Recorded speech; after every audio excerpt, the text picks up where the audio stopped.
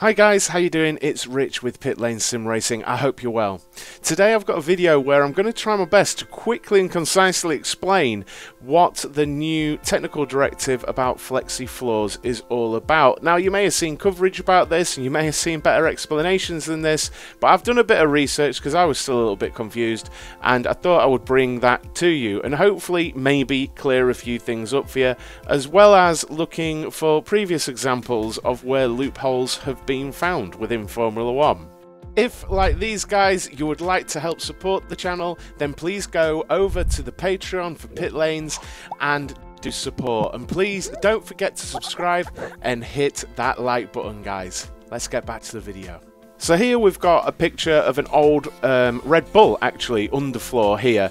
I'm not sure what year this is from, but the eagle-eyed amongst you might spot the reflection of Spa next to the mechanic's head on the left. But anyway, what this floor deflection is all about is these holes that I've highlighted under the floor. Now, when I started hearing the Flexi Floor, I thought it was to do with the teams putting those stays towards the rear of the floor, that it wasn't stiff enough, and that basically teams were taking advantage of the floor flexing and therefore creating better ground effect, you know.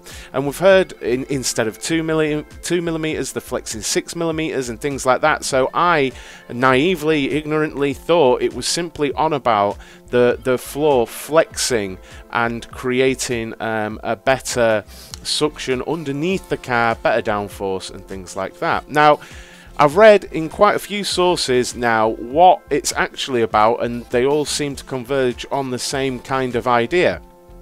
Now, these holes that you can see under the car here, in a test for the cars, because, you know, like part ferme and when they're all checked and things like that, rams are placed into those holes, so literally straight up into those holes, and the car sits on its own way on those rams. Basically, it puts all its weight onto those rams into those holes, and that deflection is measured, and that has a tolerance of 2 millimeters. Now, what they're sure is happening, the FIA this is that some teams have a deflection of up to 6 millimeters. Now, how can this be done, and what are the advantages? Well, basically, the idea is, the common idea seems to be that you could make a double skinned floor. So you can see that floor, but it also has sort of a void, and in that void you might have a high density foam or a memory foam or something like that, and then sort of a secondary floor, so that you could lift through those jack points, basically, where the rams, because that does hit hard floor, basically, and you would pass the 2 millimeter deflection test.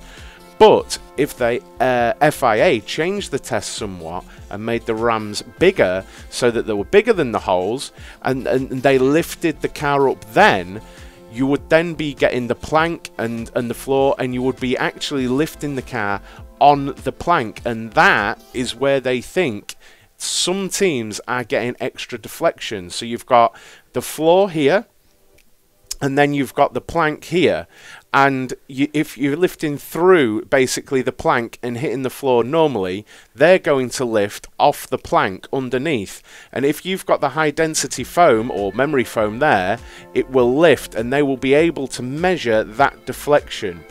I hope that makes sense. So through those holes, just to go over it again, through those holes you'd be pushing the rams up through the holes in the plank there, and that hits hard floor, a hard point on the chassis, and you get a maximum of 2 mils deflection.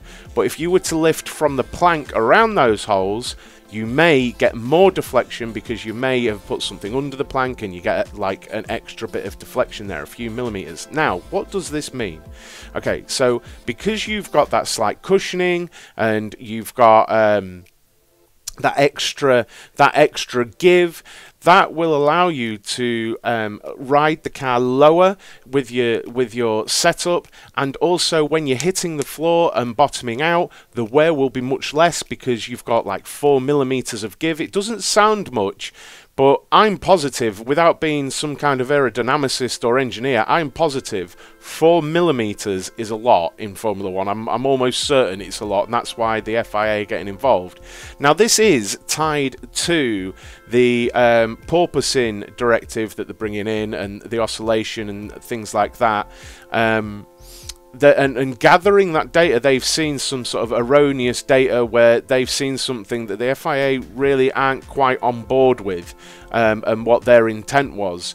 So teams are able to run their cars lower and absorb some of that energy, and in turn gain some downforce and performance and things like that. Now, I haven't been able to find any reliable source on performance gains that this might bring, but it sounds like it would bring performance gains.